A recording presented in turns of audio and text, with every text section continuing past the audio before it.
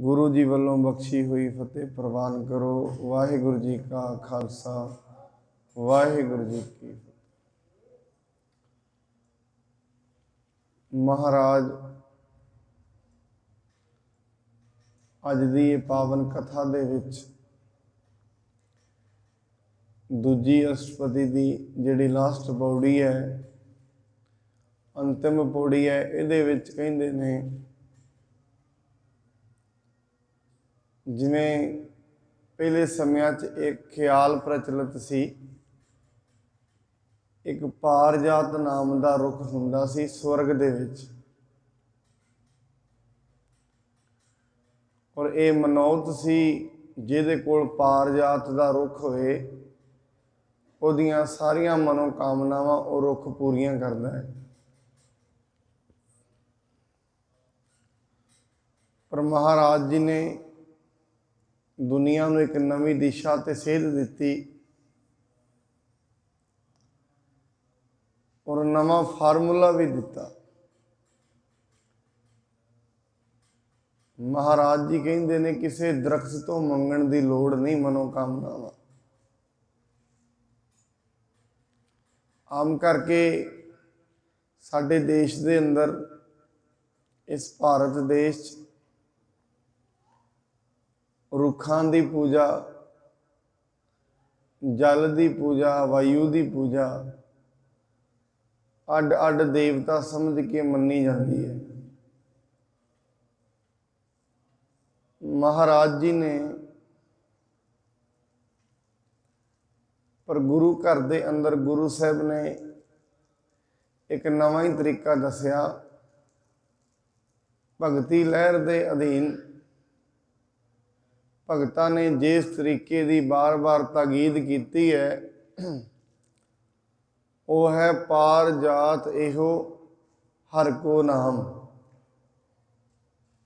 हरि का नाम, परमेश्वर का नाम ही पार जात है। इनू इस स्वर्ग के रुख की जरूरत नहीं, सिर्फ परमात्मा की भजन बंदगी करे, इहदियां सारियां मनोकामनावां ये हरि का नाम ही पूरियां कर देगा। हरि दे नाम विच इन्नी पावर, इन्नी शक्ति है, ये मनुख दियां सारियां मनोकामनावां भावनावां पूर्ण करने लई समर्थ है। दूजा एक होर मन्निया जाता सी कामधेन। इस नूं काम का मतलब इच्छा, धेन का मतलब गऊ। ਜਿਹੜੀਆਂ इच्छा पूरी करने वाली गऊ होवे।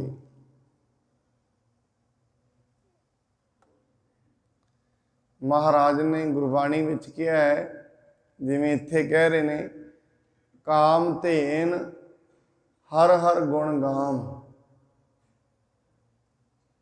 जे मनुख नूं काम धेन गऊ चाहिदी है, क्योंकि जदों समुंदर रिड़किया ਉਹਦੇ ਵਿੱਚੋਂ ਮਿਥਿਹਾਸ ਕੋਸ਼ ਕਹਿੰਦਾ 14 ਰਤਨ ਨਿਕਲੇ। ਇੱਕ ਕਾਮਧੇਨ ਗਊ ਵੀ ਉਹਦੇ ਵਿੱਚੋਂ ਸੀ। ਔਰ ਮਨੁੱਖ ਇਹ ਮੰਨਦਾ ਸੀ ਜੇ ਕਿਤੇ ਕਾਮਧੇਨ ਗਊ ਮਿਲ ਜਾਵੇ ਸਾਰੀਆਂ ਇੱਛਾਵਾਂ ਪੂਰੀਆਂ ਹੋ ਜਾਣਗੀਆਂ। ਕਿਉਂਕਿ ਮਨੁੱਖ ਦੀ ਜ਼ਿੰਦਗੀ ਕਾਮਨਾਵਾਂ ਦੇ ਅਧੀਨ ਹੈ, और ये जदों तई जी रहा है कामनावां दे विच ही जी रहा है। पहला एक कामना उठती है, वो दूजी कामना नूं जन्म दे दिंदी है, दूजी इच्छा नूं जन्म दिंदी है, दूजी इच्छा तीजी इच्छा नूं जन्म दिंदी है। एवें इच्छावां दी एक श्रृंखला ही चलती रहिंदी है। अंतम दौर ते आउंदियां आउंदियां, जिंदगी दे अंतम पड़ाव ते आउंदियां आउंदियां शरीर ते बजुर्ग हो जाता है, कामनावां जवान हो जांदियां ने। इच्छावां प्रबल रहिंदियां ने, इच्छावां नहीं समाप्त होंदियां। वो वखरी गल है, शरीर हुण नाल साथ नहीं दिंदा। और महाराज कहते जे किसी की इच्छा है भी है, जे किसी ने कुछ लेना भी है, फिर काम धेन तो मंगण की लोड़ नहीं, हरि दे गुण गाए। साध संगत आपां एक चीज़ वेखदे हां, गुरबाणी दे विच महाराज ने बड़ी बड़ी किया, भगतां दे हिरदे विच रिद्धियां सिद्धियां सारा कुछ आ जाता है। वो जो कुछ चाहन वो लै लेंदे ने। पर एक चीज़ नोट करना, किसी भी भगत ने नाम जप के ये नहीं अपना बड़ा वड्डा महल उसार लिया है सारा कुछ है, पर उसारिया कदे नहीं। ਇਹਦੇ ਪਿੱਛੇ ਕੀ ਕਾਰਨ है? सब कुछ ਹੁੰਦਿਆਂ भी नहीं उसारिया, क्योंकि बंदगी करदियां करदियां मनुख नूं ये समझ पै जाती है, ये सोझी आ जाती है सच की है तो झूठ की है। फिर मनुख सिर्फ ते सिर्फ जो ओदियां जरूरतां ने वो ते परमात्मा कोलों मंगदा है, जरूरतां तो अगे नहीं जाता। आपां कल भी उदाहरण दिता सी, जिवें एक मधुमक्खी हुंदी है, वो सारी उम्र वखरे वखरे फुल्लां ते जांदी है, उन्हां तो शहद इकट्ठा करके जमा करती रहिंदी है। गुरबाणी च शब्द है, ज्यों मधमाखी सठोर रस जोर जोर धन किया। वक्खो वखरे फुल्लां ते गई, लियाउंदी रही शहद, लियाउंदी रही, छत्ता बन गया। एक दिन शहद तोड़न वाला आया, उसने थले धुआं किया ते शहद लै गया। मधुमक्खी दे हथ विच कुछ भी ना आया, सिर्फ वो जोड़न जोगी रह गई। इवें मनुख की सारी जिंदगी, जेड़े मनमुख मनुख ने, सारी जिंदगी उन्हां दी सिर्फ ते सिर्फ घर बनाउण धंधे जोड़न च रह जाती है। जिस दिन बजुर्ग हुंदे ने, प्रभु की बंदगी ते कोल हुंदी नहीं, उन्हां दे मालक कोई होर आ जांदे ने, ये खाली हथी दुनिया तो जांदा। क्योंकि असल च वटिया जाना है ध्यान का, और ध्यान जिहड़ा है सारी उम्र ता जिंदगी और रिहा ही किसी होर चीज़ है। वटत मिलनी है ध्यान दी, ताई करके कहा जाता है ध्यान नाल नाम जपो, परमेश्वर दे विच ध्यान जोड़ो। कई बारी इवें हुंदा है, मनुख सारी उम्र गुरबाणी पढ़दा है, वेद शास्त्र भी पढ़दा है, उन्हां दी व्याख्या भी कर लैंदा है, जीव तो सारी उम्र वेदां दी बाणी गाउंदा रहिंदा है, सुणाउंदा रहिंदा है, पर उन्हां वर्गा नहीं बनदा। कारण ध्यान उत्थे नहीं सी, और ध्यान तो बिना गुरु के द्वारे ते कोई हाजरी नहीं है। ध्यान ही हाजरी है। वो ध्यान किते भी होए, जिथे मर्जी बैठिया होए, ध्यान जुड़ गया, उदों ही रब के दरबार में हाजरी है, उदों ही। जिवें गुरु गोबिंद सिंह महाराज जी के कोल एक साखी आउंदी है, किते आनंदपुर साहब के बाहर कोई मंदारी आ गया तमाशा विखाउण वाला। दो सिख महाराज जी नूं चौर करया करते सन। महाराज आराम कर रहे सी, दोवां ने सलाह बनाई तमाशा वेखांगे। हुण एक कहिंदा है भी जे गुरु जी उठ पे तो बड़ा माड़ा बनेगा। कहणगे भी किधर गए सी, कहंदे इस कर। एक कहंदा मैं ते जाना ही नहीं, दूसरा कहंदा मैं ते जरूर जाना है। वो चला गया। ਵੇਖ ਤਮਾਸ਼ਾ ਰਿਹਾ ਹੈ। ਵੇਂਦਿਆਂ ਵੇਂਦਿਆਂ ਧਿਆਨ ਇਹੀ ਹੈ ਵੀ ਕਿਤੇ ਗੁਰੂ ਜੀ ਉੱਠ ਨਾ ਜਾਣ, ਧਿਆਨ ਉੱਥੇ ਪਿੱਛੇ। ਜਿਹੜਾ ਹੁਣ ਚੌਰ ਸਾਹਿਬ ਕਰ ਰਿਹਾ ਹੈ, ਉਹਦਾ ਧਿਆਨ ਇਹ ਹੈ ਪਤਾ ਨਹੀਂ ਤਮਾਸ਼ੇ ਵਿੱਚ ਕੀ ਚੱਲ ਰਿਹਾ ਹੋਵੇਗਾ, ਪਤਾ ਨਹੀਂ ਤਮਾਸ਼ਾ ਕੈਸਾ ਹੋਏਗਾ, ਬੜੇ ਆਨੰਦ ਲੈ ਰਿਹਾ ਹੋਏਗਾ ਉਹ ਤੇ। ਮਹਾਰਾਜ ਉੱਠੇ, ਕਹਿੰਦੇ ਨੇ ਹਾਜ਼ਰ ਗੈਰ ਹਾਜ਼ਰ, ਗੈਰ ਹਾਜ਼ਰ ਹਾਜ਼ਰ। ਹੁਣ ਇੱਥੋਂ ਸਾਨੂੰ ਬੜੀ ਵੱਡੀ ਗੱਲ ਸਮਝ ਲੱਗਣੀ ਹੈ। ਕਹਿੰਦੇ ਮਹਾਰਾਜ ਜਿਹੜਾ ਹਾਜ਼ਰ ਹੈ ਉਹ ਗੈਰ ਹਾਜ਼ਰ ਕਿਉਂ ਹੈ? ਕਿਉਂਕਿ ਗੁਰੂ ਦੇ ਦਰਬਾਰੇ ਤੇ ਹਾਜ਼ਰੀ ਸਰੀਰ ਦੀ ਨਹੀਂ ਹੈ, ਮਨ ਦੀ ਹੈ, ਧਿਆਨ ਦੀ ਹਾਜ਼ਰੀ ਹੈ, ਹਿਰਦੇ ਦੀ ਹਾਜ਼ਰੀ ਹੈ। ਮਹਾਰਾਜ ਕਹਿੰਦੇ ਭਾਈ ਤੂੰ ਇੱਥੇ ਸੀ, ਇੱਥੇ ਰਹਿੰਦਿਆਂ ਤੇਰਾ ਧਿਆਨ ਇੱਥੇ ਨਹੀਂ ਸੀ। ਜਿਹੜਾ ਉੱਥੇ ਬੈਠਾ ਹੈ ਉਹਦਾ ਧਿਆਨ ਇੱਥੇ ਹੈ, ਇਸ ਕਰਕੇ ਉਹ ਹਾਜ਼ਰ ਹੋ ਗਿਆ, ਤੂੰ ਗੈਰ ਹਾਜ਼ਰ ਹੋ ਗਿਆ। ਪ੍ਰਭੂ ਦੀ ਬੰਦਗੀ ਵਿੱਚ ਜੁੜਿਆ, ਬਾਰ-ਬਾਰ ਜੁੜਿਆ, ਪਰਮੇਸ਼ਰ ਵਿੱਚ ਧਿਆਨ ਜੁੜਦਾ ਹੈ। ਉਹਦੀ ਪ੍ਰਕਿਰਤੀ ਨੂੰ ਵੇਖ ਕੇ, ਉਹਦੇ ਹੁਕਮਾਂ ਨੂੰ ਵੇਖ ਕੇ, ਉਹਦੇ ਨਿਯਮਾਂ ਨੂੰ ਵੇਖ ਕੇ ਮਨੁੱਖ ਦੇ ਮੁਖ ਚੋਂ ਧੱਕੇ ਨਾਲ ਹੀ ਵਾਹੇ ਨਿਕਲ ਜਾਂਦੇ, ਧੱਕੇ ਨਾਲ। ਜਦੋਂ ਕਿਤੇ ਬੰਦਗੀ ਕਰੇ,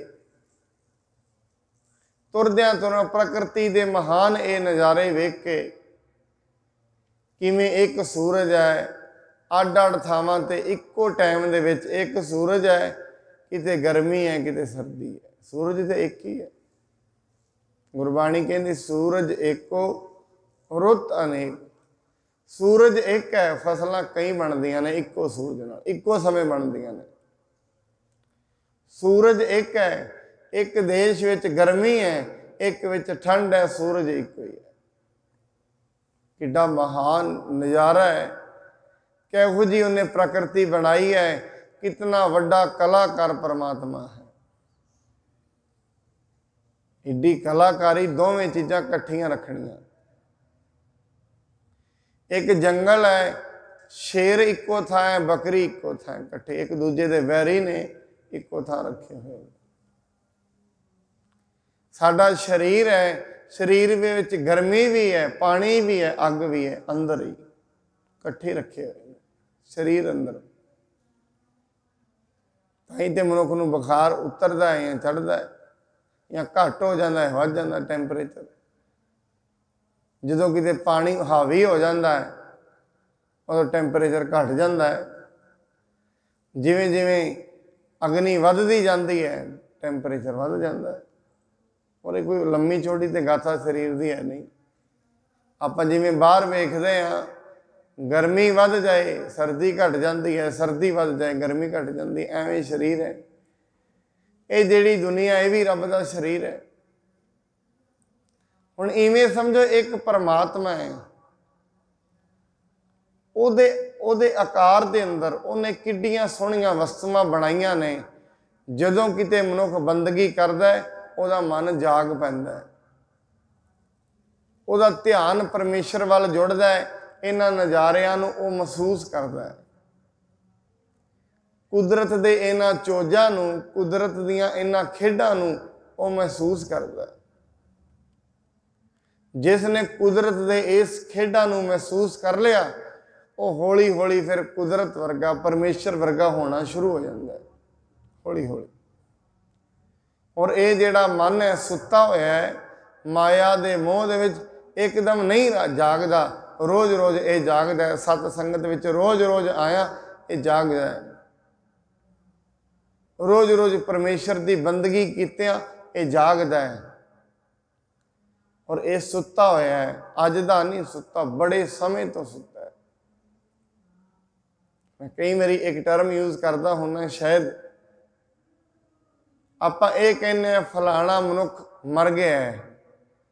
ਸਾਧ ਸੰਗਤ ਦੁਨੀਆ ਤੇ ਸਾਰੇ ਆਉਂਦੇ ਹੀ ਮਰੇ ਹੋਏ ਨੇ। ਜਿਸ ਦਿਨ ਦਾ ਮਨੁੱਖ ਨੇ ਜਨਮ ਲਿਆ, ਮਰਿਆ ਤੇ ਉਸ ਦਿਨ ਹੈ। ਸਰੀਰ ਕਰਕੇ ਜਿਉਂਦਾ ਹੈ, ਇਸ ਦੁਨੀਆ ਤੇ ਇਹ ਜਿਉਣ ਲਈ ਆਇਆ ਹੈ ਬਸ। ये जन्म जिहड़ा मिलिया ये जीवन लई मिलिया, मौत तो पहलां दी है। बड़े लंबे समय तो माया दी मोह विच सुत्ता होया है, बड़े लंबे समय तो। ये जिहड़ा जीवन है मनुखा, ये तो जागण का टाइम है, ये तो मिलन का टाइम है। सुत्ता तो बड़ा लम्मा है, मरिया तो बहुत लम्मा है। शरीर जागदा है और दुनिया शरीर के जागण नूं जागना कहती है। शरीर के जीवन नूं दुनिया जीवन कहती है, पर रब की दरगाह दे विच शरीर का जिउना जीवन नहीं है। मनुख का आत्म नूं मिल जाना वो जीवन है। ये तो जीवन दुनिया कोल है। अखां खुलियां होण, ये जागना ते पशुआं कोल भी है।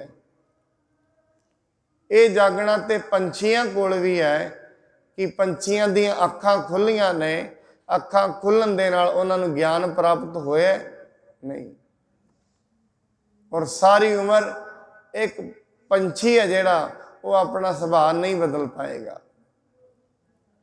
ये संभावना सिर्फ तो सिर्फ एक मनुख विच है। जैसा वो जन्मे है उस तो उत्ते भी जा सकता है, उतों थले भी जा सकता है। एक मनुख जन्मे है वो इस तो उत्ते उठ के संत भी बन सकता है, इस तो थले उठ के महान कर्मकांडी, महान ईरखालू, द्वेष ये भी बन सकता है। मनुख दे विच दोवें संभावनावां जुड़ियां हुई ने। मनुख दोवां विचों कुछ भी बन सकता है। मनुख संत भी बन सकता है, दुराचारी बलात्कारी भी बन सकता है। संभावनावां दोवें दे विच ने। हर एक मनुख दे अंदर ये संभावना है, वो परमेश्वर का रूप बन सकता है हर एक अंदर। और हर एक मनुख दे अंदर ये संभावना है, वो निर्दयी बन सकता है। हर एक दे अंदर ये संभावना जुड़ी है। महाराज कहते कामना पूरी करनी है, कामनावां दे सिर ते मनुख जिउंदा है। जे तू कामना पूरी करनी है फिर हरि दे गुण गा, काम तेन गऊ दे पिछे ना लग। जिन्हों महाराज कहते ने जाके वस है काम ते ना, सो ऐसा हर ध्याइया मेरे जीअड़े, ता सर्व सुख पाव है मेरे मना। कामधेन जिहड़ी गऊ है वह भी तो किसी ने बनाई है, अपने आप से नहीं बनी। फिर गुरबाणी कहती कामधेन गऊ बनाई परमात्मा ने है, फिर तो परमात्मा की आराधना करिए, गऊ की क्यों करनी है? फिर जड़ां नूं क्यों पूजना? फिर बिना गल तो जल नूं क्यों पूजना? किसी देवते की पूजा क्यों करनी? किसी दी ना करो।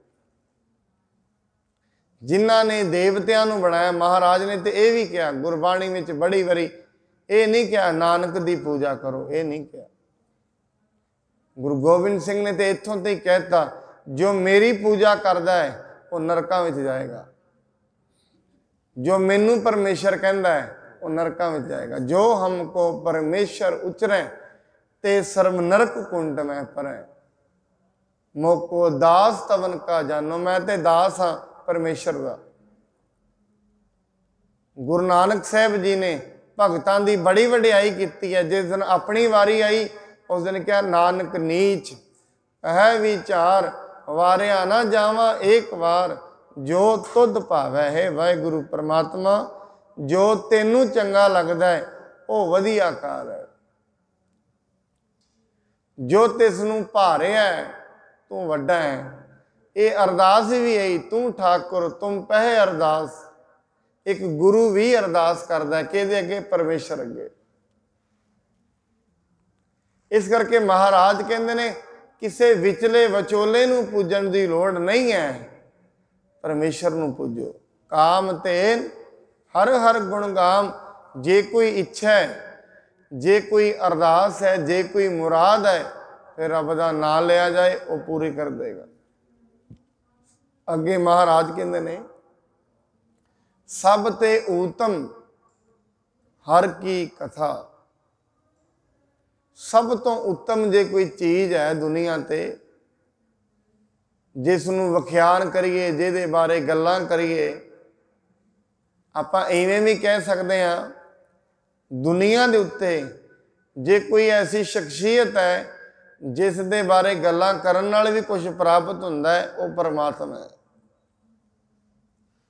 ਜਿਸ ਦੀ ਕਥਾ ਸੁਣਨ ਦੇ ਨਾਲ, ਕਥਾ ਕਰਨ ਦੇ ਨਾਲ ਵੀ ਕੁਝ ਪ੍ਰਾਪਤ ਹੁੰਦਾ ਹੈ, ਉਹ ਪਰਮਾਤਮਾ ਹੈ। ਸਭ ਤੇ ਉੱਤਮ ਪ੍ਰਭੂ ਦੇ ਗੁਣਾਂ ਦਾ ਵਿਖਿਆਨ ਕਰਨਾ, ਇਹ ਸਭ ਤੋਂ ਉੱਤਮ ਚੀਜ਼ ਹੈ।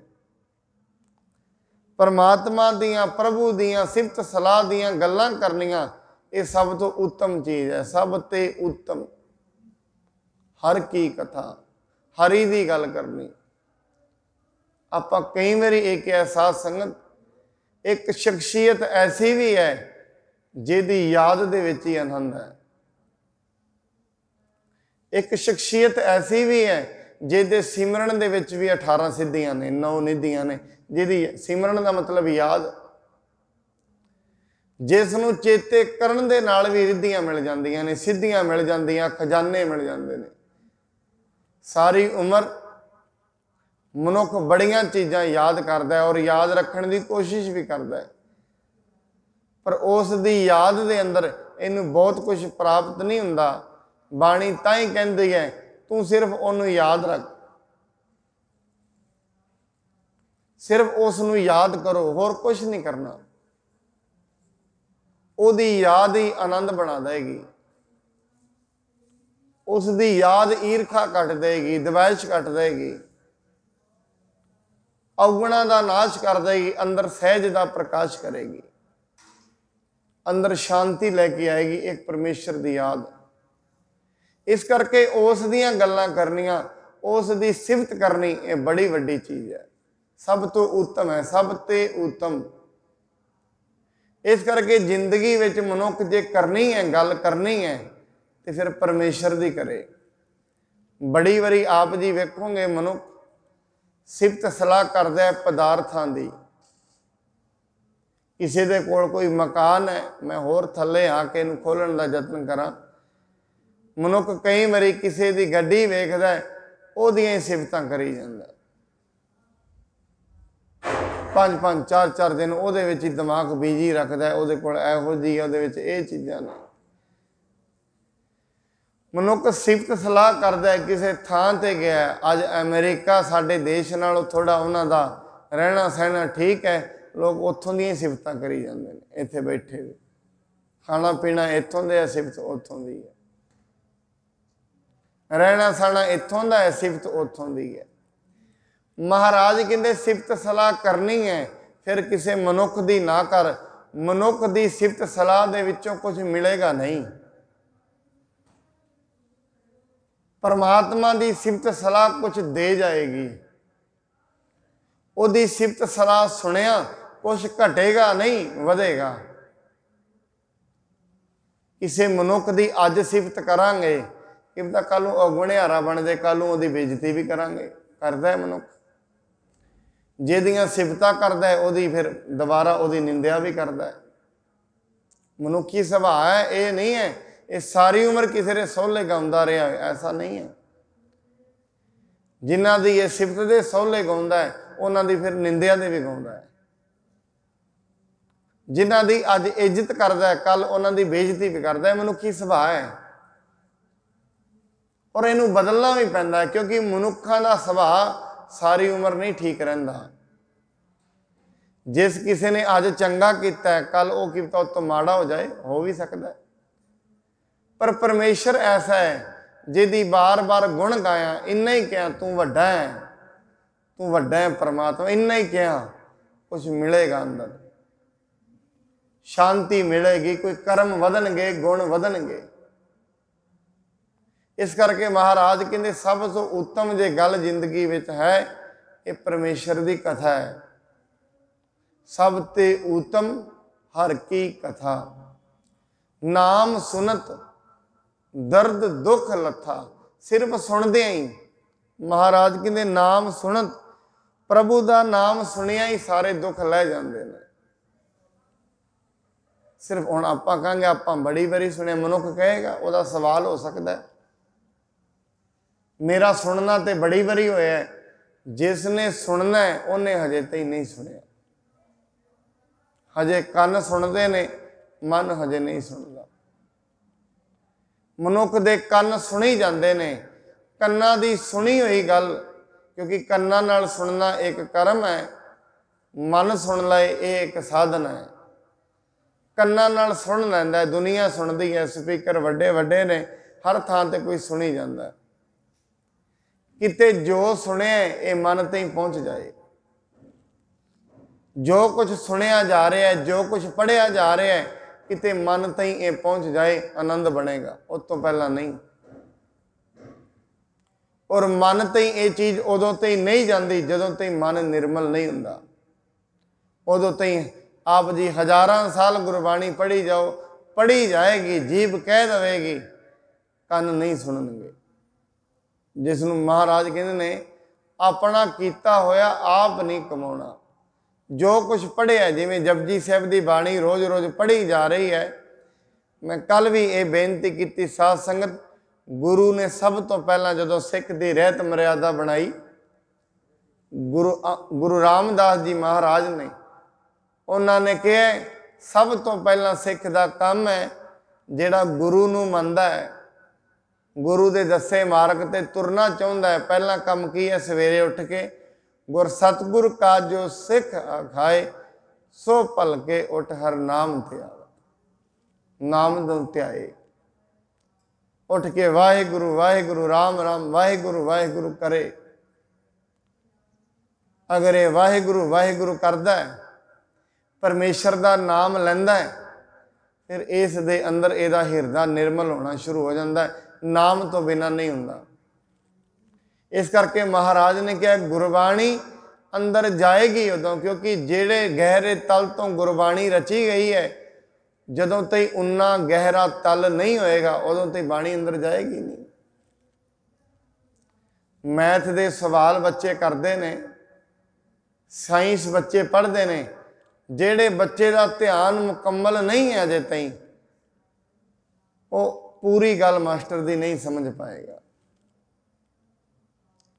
जे किते पढ़ाई नूं चंगी तरह समझना, असीं कहने ये नहीं समझ पाएगा, क्यों? इहदी बुद्धि घट है। एक बच्चा 10वीं क्लास की पढ़ाई नहीं समझ पाता, गुरबाणी ते अनंत क्लासां की पढ़ाई है, इनू समझण वास्ते पहला बुद्धि प्रबल होनी चाहिए, निर्मल होनी चाहिए। जदों तक निर्मल नहीं है उदों तक बाणी समझ नहीं आएगी। और महाराज ने कहा निर्मल करने का तरीका भी है परमेश्वर का नाम। भरिया मत पापा कै संग ओ तो पै नाम है कह रहा। महाराज ने यह भी कहा नाम बीज संतोख सुहागा, नाम बीज है। इस करके पिछले कई सालों तो असी वेखते हैं दुनिया के उत्ते संतां दी महापुरखों की गिनती घटी है। कारण की है? ਇਹਦਾ कारण है विचार का तो युग आ गया है, पर विचार तकरार में बदल गया, अंदर नाम नहीं है। विचारां ते मनुख कोल बड़ियां ने, पर विचारां तकरारां च बदल रही ने, अंदर सुक गया है। तां करके इस करके बंदगी करन वाले, नाम जपण वाले घट ने, नाम जपण वाले घट ने। इस करके अज दे समय साधना का बोलबाला नहीं है, तर्कां का बोलबाला है। बुद्धि के तर ते मनुख जो कुछ सोचता है उन्होंने फिर गुरु की पंक्ति में थोपना चाहता है। जो कुछ यदि अपनी सोच है ऐसी फिर गुरु दियां पंक्तियां दी भी बना लैंदा है। गुरु तो यह कहता है, क्यों? गुरु का तल बहुत गहरा है। जेड़े अनुभव दे विचों गुरु वचन बोलता है, जदों तई उस अनुभव तई बुद्धि नहीं जाती, सुरत नहीं जाती, उदों तई गुरु की समझ नहीं आती, गुरु की बाणी मनुख के अंदर नहीं टिकती। और महाराज इनू ही कहते हैं, जदों तई बाणी अंदर नहीं टिकेगी कलेश बने रहणगे, दुख बने रहणगे, संताप बने रहणगे, चिंता बनी रहेगी, चलती रहेगी। दुख रोग संताप उतरे सुनी सच्ची बाणी जे किते सुन ली जाए। फिर मैं कह दिया कन सुनते ने, मन ते बाणी नहीं पहुँचती। हजे शुरू दे विच कथा नूं सुनना एक कन रस है, ਜਦੋਂ ਕਿਤੇ ਸਾਧਨਾ ਬਣਦੀ ਹੈ ਇਹ ਮਨ ਰਸ ਬਣ ਜਾਂਦਾ ਹੈ, ਜੇ ਕਿਤੇ ਆਤਮ ਤਾਈਂ ਪਹੁੰਚ ਜਾਤੇ ਇਹ ਅਧਿਆਤਮਕ ਰਸ ਬਣ ਜਾਂਦਾ ਹੈ। ਸ਼ੁਰੂਆਤ ਸੰਗਤ ਚੋਂ ਹੀ ਹੈ। ਹੁਣ ਜਿਹੜੇ ਹਜੇ ਤਾਈਂ ਮਹਾਰਾਜ ਨੇ ਇਵੇਂ ਨਹੀਂ ਕਿਹਾ ਜੋ ਸਤਿਗੁਰੂ ਸ਼ਰਨ ਸੰਗਤ ਨਹੀਂ ਆਏ ਧ੍ਰਿਗ ਜੀਵੇ ਧ੍ਰਿਗ ਜੀਵਾਸ। ਇਹਦੇ ਪਿੱਛੇ ਬੜਾ ਵੱਡਾ ਕਾਰਨ ਹੈ, ਭਾਵ ਜਿਹਨੇ ਹਜੇ ਸੁਣਨਾ ਹੀ ਸ਼ੁਰੂ ਨਹੀਂ ਕੀਤਾ। ਜਿਹੜਾ ਸੁਣ ਰਿਹਾ ਹੈ ਚਲੋ ਕੁਛ ਤੇ ਉਹਦੇ ਤਾਈਂ ਪਹੁੰਚ ਰਿਹਾ ਹੋਏਗਾ, ਗੁਰੂ ਦਾ ਕੁਛ ਤੇ ਸਿੱਖਿਆ ਪਹੁੰਚ ਰਹੀ ਹੋਏਗੀ। ਜਿਹਨੇ ਹਜੇ ਸੁਣਨਾ ਹੀ ਸ਼ੁਰੂ ਨਹੀਂ ਕੀਤਾ ਉਹ ਤੇ ਬੜੀ ਦੂਰ ਹੈ ਅਜੇ, ਉਹ ਤੇ ਹਜੇ ਪਹਿਲੀ ਪੌੜੀ ਤੇ ਵੀ ਨਹੀਂ ਚੜਿਆ, ਬੜੀ ਦੂਰ ਚਲਾ ਗਿਆ। ਇਸ ਕਰਕੇ ਮਹਾਰਾਜ ਸਾਹਿਬ ਕਹਿੰਦੇ ਨੇ ਸੁਣਨਾ ਪਹਿਲਾ ਕਦਮ ਹੈ, ਔਰ ਇਹ ਸੁਣਿਆ ਹੋਇਆ ਕਿਤੇ ਸਿੱਧਾ ਮਨ ਤਾਈਂ ਪਹੁੰਚ ਜਾਏ ਇਹ ਮੰਨਣ ਵਿੱਚ ਆ ਜਾਏਗਾ। ਔਰ ਜਿਹੜੀ ਚੀਜ਼ ਮੰਨ ਲਈ ਜਾਂਦੀ ਹੈ, ਜਿਹੜੀ ਚੀਜ਼ ਨੂੰ ਪਰਮੇਸ਼ਰ ਕਰਕੇ ਮੰਨਣਾ ਹੈ, ਬਸ ਇੱਥੇ ਸਵਾਲ ਪੈਦਾ ਹੋਏਗਾ ਕਿ ਮਨੁੱਖ ਹਜੇ ਪਰਮੇਸ਼ਰ ਨੂੰ ਪਰਮੇਸ਼ਰ ਕਰਕੇ ਨਹੀਂ ਮੰਨਦਾ। ਸਿਰਫ ਪਰਮੇਸ਼ਰ ਨੂੰ ਪਰਮੇਸ਼ਰ ਕਰਕੇ ਮੰਨਣਾ, ਇਹ ਮੰਨਣਾ ਹੈ ਤੂੰ ਸਭ ਕੁਝ ਕਰਨ ਵਾਲਾ ਹੈ, ਮੇਰੇ ਪੱਲੇ ਕੁਛ ਨਹੀਂ ਹੈ, ਬਸ ਇੰਨਾ ਮੰਨਣਾ ਹੈ। ਸਭ ਕੁਝ ਤੂੰ ਦੇਣ ਵਾਲਾ ਹੈ, ਮੈਂ ਕੁਛ ਨਹੀਂ ਹਾਂ। ਪਰ ਜਿਸ ਦਿਨ ਦਾ ਇਹ ਜਨਮਿਆ, ਰਾਤ ਵੀ ਅਸੀਂ ਗੱਲ ਕੀਤੀ ਹੈ, ਜਿਸ ਦਿਨ ਦਾ ਮਨੁੱਖ ਜਨਮਿਆ, ਜਿਸ ਦਿਨ ਇਹ ਰੋਇਆ ਮਾਂ ਨੇ ਦੁੱਧ ਪਿਆਇਆ, ਉਸ ਦਿਨ ਇਹਦੀ ਜ਼ੁਬਾਨ ਨੇ ਸੋਚ ਲਿਆ ਸੀ, ਜੀਭ ਨੇ, ਸ਼ਾਇਦ ਜ਼ਿੰਦਗੀ ਦੇ ਵਿੱਚ ਜਦੋਂ ਵੀ ਰੋਵਾਂਗਾ ਪਦਾਰਥ ਖਾਵਾਂਗਾ, ਪਦਾਰਥ ਮਿਲ ਜਾਣਗੇ, ਨਾਲੋਂ ਨਾਲ ਪਿਆਸ ਬੁੱਝ ਜਾਏਗੀ। ਅੱਜ ਵੀ ਜਦੋਂ ਵੀ ਇਹਦਾ ਮਨ ਰੋਂਦਾ ਹੈ ਪਦਾਰਥਾਂ ਵਾਸਤੇ ਰੋਂਦਾ ਹੈ, ਰੱਬ ਵਾਸਤੇ ਨਹੀਂ ਰੋਂਦਾ। ਕਿਉਂ? ਇਹਨੂੰ ਪਤਾ ਹੈ ਜਿਸ ਦਿਨ ਦਾ ਜਨਮਿਆ ਸ਼ਾਇਦ ਮੇਰੀ ਪਿਆਸ ਤਾਂ ਬੁਝੇਗੀ ਪਦਾਰਥ ਮਿਲ ਜਾਣ, ਤਾਂ ਇਹ ਰੋਂਦਾ ਹੈ। ਇਸ ਦਾ ਰੋਣਾ ਤਾਂ ਹੀ ਖਤਮ ਨਹੀਂ ਹੋ ਰਿਹਾ ਕਿਉਂਕਿ ਇਹਨੂੰ ਆਸ ਹੈ ਮੈਂ ਪਰੇਸ਼ਾਨ ਤਾਂ, ਮਨੁੱਖ ਇਹ ਸਮਝਦਾ ਹੈ ਮੇਰੀ ਪਰੇਸ਼ਾਨੀ ਦਾ ਕਾਰਨ ਤਾਂ ਹੈ ਮੇਰੇ ਕੋਲ ਪਦਾਰਥ ਘੱਟ ਨੇ, ਤਾਂ ਰੋਂਦਾ ਹੈ। ਮਹਾਰਾਜ ਕਹਿੰਦੇ ਤੇਰੀ ਪਰੇਸ਼ਾਨੀ ਦਾ ਕਾਰਨ, ਮਨੁੱਖ ਨੂੰ ਸਮਝਾਉਂਦੇ ਨੇ ਤੇਰੀ ਪਰੇਸ਼ਾਨੀ ਦਾ ਕਾਰਨ ਪਦਾਰਥ ਨਹੀਂ ਹੈ, ਪਰਮਾਰਥ ਹੈ। ਪਦਾਰਥ ਤੇਰੇ ਕੋਲ ਬੜੇ ਨੇ, ਪਰਮਾਰਥ ਨਹੀਂ ਹੈ, ਬੰਦਗੀ ਨਹੀਂ ਹੈ, ਇਹ ਹੈ ਕਾਰਨ। ਤੂੰ ਪਰਮੇਸ਼ਰ ਨੂੰ ਭੁੱਲ ਗਿਆ ਤਾਂ ਰੋਗ ਨੇ, ਤਾਂ ਚਿੰਤਾ ਹੈ, ਤਾਂ ਡਿਪਰੈਸ਼ਨ ਹੈ। ਆਪਣੇ ਆਪ ਨੂੰ ਕਰਤਾ ਪੁਰਖ ਬਣਾ ਲਿਆ ਤਾਂ ਚਿੰਤਾ ਹੈ। ਸਾਧ ਸੰਗਤ, ਸਭ ਤੋਂ ਵੱਧ ਜੇ ਕਿਤੇ ਮਨੁੱਖ ਪਿਆਰ ਕਰਦਾ ਹੈ ਆਪਣੇ ਵਿਚਾਰਾਂ ਨੂੰ ਕਰਦਾ ਹੈ, ਇਸ ਕਰਕੇ ਇਹ ਕਹਿ ਦਿੰਦਾ ਹੈ ਮੈਂ ਇਹ ਕੀਤਾ ਹੈ। ਆਪਣੇ ਵਿਚਾਰ ਇਹਨੂੰ ਬੜੇ ਪਿਆਰੇ ਨੇ। ਮਨੁੱਖ ਦੁਨੀਆ ਤੇ ਆ ਗਏ ਹੈ ਤੇ ਇਹਦੀ ਸ਼ਖਸੀਅਤ ਛੋਟੀ ਜੀ ਸੀ, ਇਹਨੇ ਆਪਣੇ ਆਪ ਨੂੰ ਆ ਕੇ ਇੱਥੇ ਕਰਤਾ ਬਣਾ ਲਿਆ। ਇਹ ਸਮਝਣ ਲੱਗ ਗਿਆ ਸ਼ਾਇਦ ਮੈਂ ਕੁਝ ਕਰਾਂਗਾ ਤੇ ਤਾਂ ਸ਼ਾਂਤੀ ਆਏਗੀ। ਐਸਾ ਨਹੀਂ ਹੈ। ਬੜੀ ਵਾਰੀ ਆਪਾਂ ਬੇਨਤੀ ਕੀਤੀ ਹੈ, ਮਨੁੱਖ ਸਿਰਫ ਇੱਕ ਮੋਹਰਾ ਹੈ, ਇੱਕ ਸਾਧਨ ਹੈ, ਕਰਨ ਵਾਲਾ ਕੋਈ ਹੋਰ ਹੈ। ਇਹ ਜੇ ਗੁਰਬਾਣੀ ਵੀ ਪੜ੍ਹ ਰਿਹਾ ਹੈ, ਉੱਥੇ ਵੀ ਇਹ ਨਹੀਂ ਪੜ੍ਹ ਰਿਹਾ, ਪੜ੍ਹ ਕੋਈ ਹੋਰ ਰਿਹਾ ਹੈ। ਇਹ ਤੇ ਸਾਧਨ ਫੜ ਕੇ, ਗੁਟਕਾ ਹੱਥ 'ਚ ਫੜ ਕੇ ਪੜ੍ਹਾਉਣ ਵਾਲਾ ਕੋਈ ਹੋਰ ਹੈ। ਔਰ ਜਿਸ ਦਿਨ ਇਹ ਕਹਿ ਦੇਗਾ ਮੈਂ ਨਹੀਂ ਪੜ੍ਹ ਰਿਹਾ, ਪੜ੍ਹ ਵੀ ਹੋ ਰਿਹਾ, ਸੁਣ ਵੀ ਹੋ ਰਿਹਾ, ਉਸ ਦਿਨ ਇਹ ਮੁਕੰਮਲ ਹੋ ਜਾਏਗਾ, ਉਸ ਤੋਂ ਪਹਿਲਾਂ ਨਹੀਂ। ਇਹਨੂੰ ਮਹਾਰਾਜ ਸੁਖਮਨੀ ਸਾਹਿਬ 'ਚ ਕਹਿੰਦੇ ਨੇ ਕਰਮ ਕਰਤ ਹੋਵੇ ਨੇਹ ਕਰਮ। ਸੇਵਾ ਕਰਦਿਆਂ ਵੀ ਇਹ ਕਹੇ ਮੈਂ ਨਹੀਂ ਕੀਤੀ, ਕੋਈ ਹੋਰ ਕਰ ਰਿਹਾ। ਮਹਾਰਾਜ ਇਹ ਕਹਿੰਦੇ ਨੇ ਜਦੋਂ ਤੈਂ ਦਾਨ ਕੀਤਾ ਹੈ, ਜੇ ਦਾਨ ਤੂੰ ਕੀਤਾ ਆਪਣੇ ਲਈ ਹੈ ਫਿਰ ਉਹ ਦਾਨ ਲੱਗਦਾ ਵੀ ਨਹੀਂ। ਜੇ ਬੰਦਗੀ ਕੀਤੀ ਹੈ ਆਪਣੀ ਸ਼ੋਭਾ ਲਈ ਕੀਤੀ ਹੈ, ਉਹੀ ਚੀਜ਼ ਮਿਲ ਜਾਏਗੀ। ਜੇ ਦਾਨ ਕੀਤਾ ਆਪਣੀ ਵਡਿਆਈ ਲਈ ਤੇ ਵਡਿਆਈ ਮਿਲ ਜਾਏਗੀ, ਸ਼ੋਭਾ ਲਈ ਕੀਤਾ ਸ਼ੋਭਾ ਮਿਲ ਜਾਏਗੀ।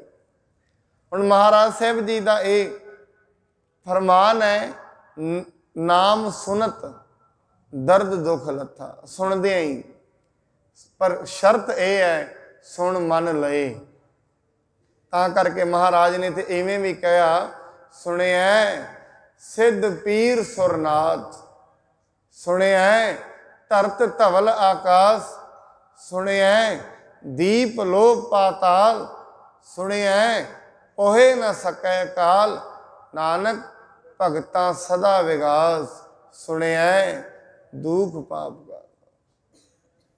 सिर्फ सुनन दे नाल दुखां ते पापां दा नाश हो जाता है। जे मनुख एक कहे मैनू 20 साल हो गए ने अखंड पाठ साहिब कर रहे हैं तो सुन रहे हैं, फिर जिन्हें सुनना हजे उन्हें नहीं सुनिया। ਉਹਦਾ ਇੱਕੋ ਇੱਕ ਤਰੀਕਾ है, पहला नाम जपया जाए। इस करके मर्यादा ये बनी, पहला नाम जपो। सवेरे उठ के 20-30 मिनट महाराज कहते पहला नाम जपो।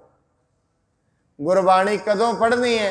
जदों दिन चढ़े, चढ़े दिवस गुरबाणी गावे। फिर अगे कहते बहंदियां उठदियां हर नाम ते। बार बार रसना वाहिगुरु वाहिगुरु करी जाए, मन लगे भावें ना लगे। ये नहीं लग रहा ताई तो जप रहे हैं।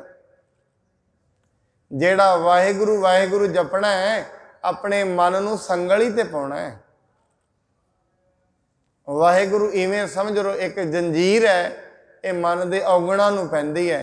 पहला शुरू च करांगे मन नहीं लगेगा, सच्चाई है। कोई भी काम है मनुख शुरू च करे कोई समझ नहीं पैंदी। नवी नवी दुकान खोलेगा कोई समझ नहीं, नवी नवी नौकरी करेगा कोई समझ नहीं। ज्यों ज्यों करता जाएगा अनुभवी होंदा जाएगा, उहदे कोल एक्सपीरियंस बनते जाएंगे। ज्यों ज्यों जपेगा 1 साल बाद ये दुकान चला के किसी होर नूं भी दस देगा, ऐसे गाहक आउंदे ने ऐसा तरीका करी, वो तरीके सारे दस देगा। इस इलाके च ऐसे लोग रहिंदे ने, शुरू होएगा। जिस दिन नौकरी शुरू करेगा 2 साल बाद दूजियां नूं भी दस देगा। जिहड़ा नवां आएगा उन्होंने कहेगा इत्थे ये फलाने मनुख का आ सुभाव है, दूजिया के सुभाव भी दस देगा। इस करके कहते हैं महाराज पहला आरंभ करो। जिन्हों महाराज ने यह भी कहा हर पहलड़ी लाभ प्रवृत्ति आरंभ कार्य रचाया बलराम जी। आरंभ कार्य ते रचे, हजे तो पहली लां नहीं शुरू हुई तो मनुख चौथी लां दे सुपने लै रहे। ये किवें? हजे तो पहली लां कर्म दृढ़ाया बलराम जी हो, इत्थे पहली लां शुरू होए। अजे ये जड़ियां लावां ने ये मन दियां लावां ने, 4 शरीर ते लै ही रहा है। ये लावां महाराज ने मन वास्ते रचियां ने। मन पहली ला है, कर्मां विच प्रवृत्त ते होए, सेवा ते करे। हर पहलड़ी ला प्रवृत्ति कर्म दृढ़ाया बलराम जी हो, किते कर्म ते दृढ़ करे, पहला कर्म ते करे। संगत विच बैठना एक कर्म है, नाम जपना एक कर्म है, गुरबाणी पढ़ना एक कर्म है, सेवा करना एक कर्म है। पहला कर्मां विच ते पक्का होए। जेड़ा हजे कर्म विच भी नाम जपण विच ही पक्का नहीं होया, उन्होंने गुरबाणी समझ नहीं लगनी, परमेश्वर की समझ नहीं लगनी। जदों तक परमेश्वर की समझ नहीं, फिर मैं कह दियाँ दुख बने रहणगे, संताप बने रहणगे। सारी उम्र मनुख की विलखदियां ही निकलती है, सारी उम्र। बोझ कुछ हुंदियां भी परेशानी में रहिंदा है। महाराज अगे कहते नाम की महिमा संत रिद वसै। हुण इत्थे दस रहे ने जे नाम की महिमा किसी तो पुछनी है कितों पुछो, जेड़े पहुँच गए ने। जे किते डॉक्टरी बारे पूछना है किसी डॉक्टर तो पूछांगे, नाम बारे पूछना है, परमेश्वर बारे पूछना है, उतों पुछो जेड़ा इस राह ते तुरिया होया है। वो दसेगा नाम विच की है, नाम विच किन्नियां बरकतां ने, वही दस पाएगा जेड़ा पहुँच गया। नाम की महिमा संत रिद वसै, संत प्रताप दुरत दा सब नसै। सिर्फ वो संत दा ओदा प्रताप ही न, ओदे नेड़े रहन वाले संत बन जाणगे। ओदे जिन्हां दे संदड़ियां दुरमत वंझै, मित्र असाडड़े सही। हों टुड़ेंदी जग सभाया, जन नानक विरले के। जिन्हां दे रहण दे नाल, जिन्हां दे नाल दोस्ती पाउण दे नाल मनुख दी माड़ी मत दूर हो जाए, ऐसे विरले हुंदे ने। नहीं दोस्तां दे नाल रह के भी मनुख नूं लोभ चेते हुंदा है, काम चेते हुंदा है, क्रोध चेते हुंदा है। महाराज कहते दोस्त वो है जिन्हों वेखण दे नाल ही बस विचार आए माड़ा काम नहीं करना, जिन्हों वेखण दे नाल ही। पर अज दा समा महाराज पहला भी कहते अब कलू आए हो रहे, कलयुग दा समय। किसी नूं वेखण दे नाल ईरखा चेते आउंदी है, किसी नूं वेखण दे नाल ਨਿੰਦਿਆ ਚੇਤੇ ਆਉਂਦੀ ਹੈ, ਦਵੈਸ਼ ਚੇਤੇ ਆਉਂਦਾ ਹੈ। ਕਿਸੇ ਨੂੰ ਵੇਖਣ ਦੇ ਨਾਲ, ਕਿਸੇ ਨੂੰ ਸੁਣਨ ਦੇ ਨਾਲ ਮਨੁੱਖ ਦਾ ਮਨ ਹੋਰ ਭਟਕਦਾ ਹੈ। ਮਹਾਰਾਜ ਕਹਿੰਦੇ ਇਹ ਕਲਯੁਗ ਦੀਆਂ ਨਿਸ਼ਾਨੀਆਂ ਨੇ। ਸੰਤ ਪ੍ਰਤਾਪ, ਐਸਾ ਕੋਈ ਜਨ, ਐਸਾ ਕੋਈ ਵਿਅਕਤੀ ਜਿਹਦੇ ਪ੍ਰਤਾਪ ਦੇ ਨਾਲ, ਜਿਹਦੇ ਰਹਿਣ ਦੇ ਨਾਲ ਸਾਰੇ ਦੇ ਸਾਰੇ ਔਗਣ ਹੀ ਦੂਰ ਹੋ ਜਾਣ। ਅੱਗੇ ਮਹਾਰਾਜ ਸੰਤ ਕਾ ਸੰਗ ਵੱਡ ਭਾਗੀ ਪਾਈਐ। ਪਰ ਐਸੇ ਮਨੁੱਖਾਂ ਦੀ ਸੰਗਤ, ਗੁਰੂ ਦੀ ਸੰਗਤ ਵੀ ਸੰਤ ਦੀ ਸੰਗਤ ਹੈ। ਸੰਗਤ ਬੜੇ ਵੱਡੇ ਭਾਗਾਂ ਨਾਲ ਮਿਲਦੀ ਹੈ। ਜਦੋਂ ਕਿਤੇ ਪਹਿਲੀ ਕੋਈ ਬੰਦਗੀ, ਕੋਈ ਕਰਮ ਜਾਗ ਜਾਏ, ਫਿਰ ਮਨੁੱਖ ਦਾ ਦਿਲ ਕਰਦਾ ਚੱਲ ਸੰਗਤ ਵਿੱਚ ਬਹਿ ਜਾ, ਭਾਵੇਂ ਸੁਣੇ ਉਹਨੂੰ ਕੁਛ ਨਾ। ਇਹਦੇ ਵਿੱਚ ਬੈਠਣਾ ਹੀ ਬੜੀ ਵੱਡੀ ਗੱਲ ਹੈ। ਜਿਵੇਂ ਸਮੁੰਦਰ ਦੇ ਅੰਦਰ ਬੈਠ ਜਾਈਏ, ਠੰਡ ਨੂੰ ਕਹਿਣ ਦੀ ਲੋੜ ਨਹੀਂ ਹੈ, ਠੰਡ ਆ ਕਹਿਣ ਦੀ ਲੋੜ ਨਹੀਂ ਹੈ, ਮੇਰਾ ਸਰੀਰ ਗਿੱਲਾ ਕਰ, ਗਿੱਲਾ ਆਪਣੇ ਆਪ ਹੀ ਹੋ ਜਾਂਦਾ। ਚੰਦਨ ਦੇ ਬਾਗ ਦੇ ਵਿੱਚ ਰਹੀਏ, ਕਹਿਣ ਦੀ ਲੋੜ ਨਹੀਂ ਹੈ, ਖੁਸ਼ਬੂ ਆਏ, ਖੁਸ਼ਬੂ ਆਪਣੇ ਆਪ ਹੀ ਆ ਜਾਂਦੀ ਹੈ। ਹੁਣ ਮਹਾਰਾਜ ਇਹ ਕਹਿੰਦੇ ਨੇ ਸੰਤ ਕਾ ਸੰਗ ਵੱਡ ਭਾਗੀ ਪਾਈਐ, ਸੰਤ ਕੀ ਸੇਵਾ ਨਾਮ ਤੇ ਆਈਐ। ਗੁਰੂ ਦੀ ਸੇਵਾ ਕੀ ਹੈ? ਗੁਰੂ ਦਾ ਸਿਮਰਨ ਕੀ ਹੈ? ਗੁਰੂ ਨਹੀਂ ਕਹਿੰਦਾ ਮੇਰੇ ਕੋਲ ਆ ਕੇ ਤੂੰ ਮੇਰੀ ਸੇਵਾ ਕਰ, ਕਹਿੰਦੇ ਸੰਤ ਕੀ ਸੇਵਾ ਨਾਮ ਤੇ ਆਈਐ। ਰੱਬ ਦਾ ਨਾਂ ਧਿਆਉਣਾ ਇਹੀ ਗੁਰੂ ਦੀ ਸੇਵਾ ਹੈ। ਨਾਮ ਤੁਲ ਅੰਤ ਦੇ ਵਿੱਚ ਅੱਜ ਮਹਾਰਾਜ ਕਹਿ ਰਹੇ ਨੇ, ਕਿਉਂਕਿ ਇਹ ਦੋ ਅਸ਼ਟਪਦੀਆਂ ਨਾਮ ਦੀਆਂ ਸਨ। ਨਾਮ ਤੁਲ ਕਛ ਅਵਰ ਨਾ ਹੋਏ, ਨਾਨਕ ਗੁਰਮੁਖ ਨਾਮ ਪਾਵੈ ਜਨ ਕੋਏ। ਕੋਈ ਵਿਰਲਾ ਨਾਮ ਦੇ ਬਰਾਬਰ ਦੁਨੀਆ ਵਿੱਚ ਕੋਈ ਚੀਜ਼ ਨਹੀਂ ਹੈ। ਸਾਈ ਨਾਮ ਅਮੋਲ ਕੀਮ ਨਾ ਕੋਈ ਜਾਣ ਦੋ। ਇਹਦੇ ਬਰਾਬਰ ਦੀ ਦੁਨੀਆ ਤੇ ਚੀਜ਼ ਕੋਈ ਨਹੀਂ ਹੈ। ਪਰ ਮਹਾਰਾਜ ਕਹਿੰਦੇ ਨੇ ਗੁਰੂ ਦੀ ਰਾਹੀਂ ਕੋਈ ਵਿਰਲਾ ਹੀ ਮਨੁੱਖ ਇਸ ਗਿਆਨ ਨੂੰ ਪ੍ਰਾਪਤ ਕਰਦਾ ਹੈ। ਕੋਈ ਵਿਰਲਾ ਹੀ ਮਨੁੱਖ ਹੈ ਜਿਹੜਾ ਸੰਗਤ ਵਿੱਚ ਰੋਜ਼ ਆਉਂਦਾ ਹੈ, ਹੌਲੀ ਹੌਲੀ ਤੁਰਨਾ ਸ਼ੁਰੂ ਕੀਤਾ ਹੈ, ਬੰਦਗੀ ਕਰਨੀ ਸ਼ੁਰੂ ਕੀਤੀ ਹੈ। ਕੋਈ ਵਿਰਲਾ ਮਨੁੱਖ ਹੈ ਜਿਹੜਾ ਇਸ ਪਦਵੀ ਨੂੰ ਪ੍ਰਾਪਤ ਕਰਦਾ ਹੈ। ਨਹੀਂ ਦੁਨੀਆ ਦੇ ਵਿੱਚ ਕਰਮ ਕਾਂਡ ਤਰਦਾ ਰਹਿੰਦਾ ਹੈ, ਮਨੁੱਖ ਆਉਂਦਾ ਰਹਿੰਦਾ, ਗੁਰੂ ਦੇ ਦਰਵਾਜ਼ੇ ਚਲਾ ਜਾਂਦਾ ਹੈ, ਐਸਾ ਸਾਰੀ ਉਮਰ ਚੱਲਦਾ ਰਹਿੰਦਾ ਹੈ, ਜ਼ਿੰਦਗੀ ਨਹੀਂ ਬਦਲਦੀ। ਪਰ ਗੁਰੂ ਕਿਤੇ ਕਿਰਪਾ ਕਰੇ, ਜੈਸਾ ਗੁਰੂ ਹੈ ਐਸਾ ਸਿੱਖ ਵੀ ਬਣ ਜਾਏ। ਮਹਾਰਾਜ ਕਹਿੰਦੇ ਸਾਰੀ ਉਮਰ ਆਏ ਕਿਤੇ ਗੁਰੂ ਤੋਂ ਕੁਝ ਪ੍ਰਾਪਤ ਕਰ। ਸਾਧ ਸੰਗਤ ਚੰਦਨ ਦੇ ਬਾਗ ਦੇ ਵਿੱਚ ਸਾਰੇ ਰੁੱਖ ਉੱਥੋਂ ਸੁਗੰਧੀ ਲੈ ਲੈਂਦੇ ਨੇ, ਪਰ ਇੱਕ ਰੁੱਖ ਐਸਾ ਵੀ ਹੈ ਜਿਹਨੂੰ ਸੁਗੰਧੀ ਨਹੀਂ ਮਿਲਦੀ। ਇੱਕ ਰੁੱਖ ਐਸਾ ਵੀ ਹੈ, ਸਾਰੇ ਲੈ ਲੈਂਦੇ ਨੇ, ਉੱਥੇ ਨਾਗ ਵੀ ਨੇ, ਨਾਗ ਵੀ ਠੰਡਕ ਲੈ ਲੈਂਦੇ ਨੇ ਚੰਦਨ ਤੋਂ, ਪਰ ਇੱਕ ਰੁੱਖ ਐਸਾ ਹੈ ਜਿਹੜਾ ਨਹੀਂ ਲੈਂਦਾ। ਉਹ ਕਿਹੜਾ ਹੈ? ਕਬੀਰ ਬਾਂਸ ਵਡਾਈ ਬੂਢਿਆ, ਐਉਂ ਮਤ ਬੁੱਢੋ ਕੋਏ, ਚੰਦਨ ਕੇ ਨਿਕਟ ਬਸੈ ਵਾਂਸ ਸੁਗੰਧ ਨਾਉ। ਏਡੇ ਵੱਡੇ ਗੁਰੂ ਦੇ ਮਨੁੱਖ ਨੇੜੇ ਰਵੇ ਤੇ ਉਹਦੇ ਅੰਦਰ ਨਿਰਵੈਰਤਾ ਨਾ ਆਏ, ਨਿਰਭਉ ਨਾ ਹੋਏ, ਫਿਰ ਹਜੇ ਤੇ ਉਹਨੇ ਕੁਝ ਪ੍ਰਾਪਤ ਨਹੀਂ ਕੀਤਾ। ਹੋ ਸਕਦਾ ਗੁਰੂ ਦੇ ਨੇੜੇ ਆ ਕੇ, ਗੁਰੂ ਦੀ ਸੰਗਤ ਵਿੱਚ ਆ ਕੇ ਹਜੇ ਤੇ ਪ੍ਰਾਪਤ ਨਹੀਂ ਹੋਇਆ। ਬਾਂਸ ਵਰਗੇ ਹਾਲਾਤ ਨੇ। ਬਾਂਸ ਨੂੰ ਮਹਾਰਾਜ ਨੇ ਬਾਂਸ ਦਾ ਉਦਾਹਰਣ ਕਈ ਵਾਰੀ ਦਿੱਤਾ ਹੈ। ਬਾਂਸ ਨੂੰ ਕੁਝ ਪ੍ਰਾਪਤ ਨਹੀਂ ਹੁੰਦਾ। ਜਿਹੜੇ ਮਨੁੱਖ ਗੁਰੂ ਦੇ ਰਾਹ ਤੇ ਨਹੀਂ ਤੁਰੇ, ਸਾਰੀ ਜ਼ਿੰਦਗੀ ਖਾਲੀ ਆਏ ਨੇ, ਖਾਲੀ ਚਲੇ ਜਾਂਦੇ ਨੇ, ਪ੍ਰਾਪਤੀ ਕੁਝ ਵੀ ਨਹੀਂ। ਕਈ ਸਾਲਾਂ ਤੋਂ ਆ ਰਹੇ ਨੇ, ਪ੍ਰਾਪਤੀ ਕੁਝ ਵੀ ਨਹੀਂ। ਹਜੇ ਤੇ ਸੋਚਣੀ ਵੀ ਨਹੀਂ ਬਦਲੀ, ਹਜੇ ਵਿੱਚ ਸੁਣਨਾ ਵੀ ਨਹੀਂ ਬਦਲਿਆ।